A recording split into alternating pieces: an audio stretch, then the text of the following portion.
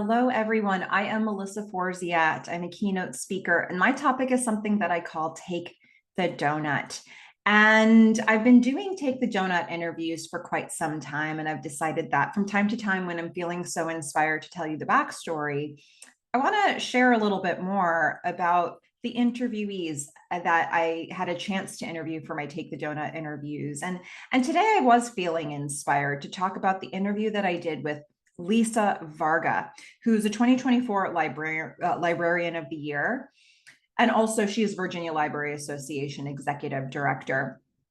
And when I reached out to Lisa, she was like, "How did you think about me for this?"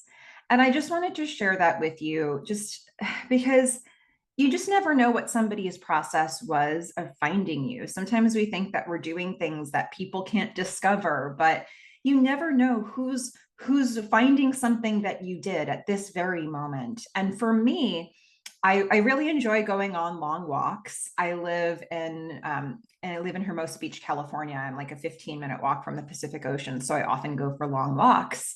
And on this particular walk, out of like an hour in, I thought to myself, I wonder if there's such a thing as a Librarian of the Year.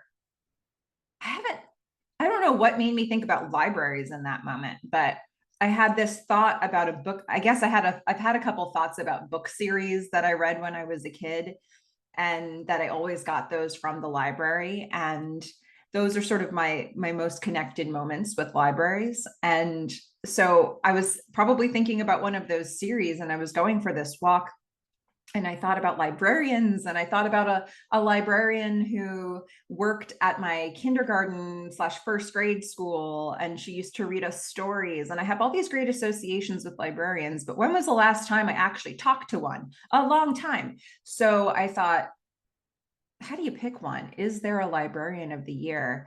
And I kept thinking about that. I didn't let myself forget that thought until I got all the way home. And then I looked it up and I found Lisa. And Lisa was game to do an interview. She took the donut and she said yes. And because of that, we got to have this whole conversation where not only did I learn a lot about modern libraries, but I also learned a lot about things that librarians are dealing with right now, some of the really major significant challenges presented to them. Lisa was such a good ambassador. If you, like me, have not stepped foot in a library in a minute, maybe listen to this interview and just get a sense of what's available to you and what some of the challenges are. And I think Lisa did a great job of opening my eyes, and hopefully for you as well, if you needed that, it's something that does the same thing for you. But that is where that interview came from. And I'm so grateful to Lisa for taking the time to do that interview with me, but also for really educating me and everybody else on what it's like to be a librarian in 2024.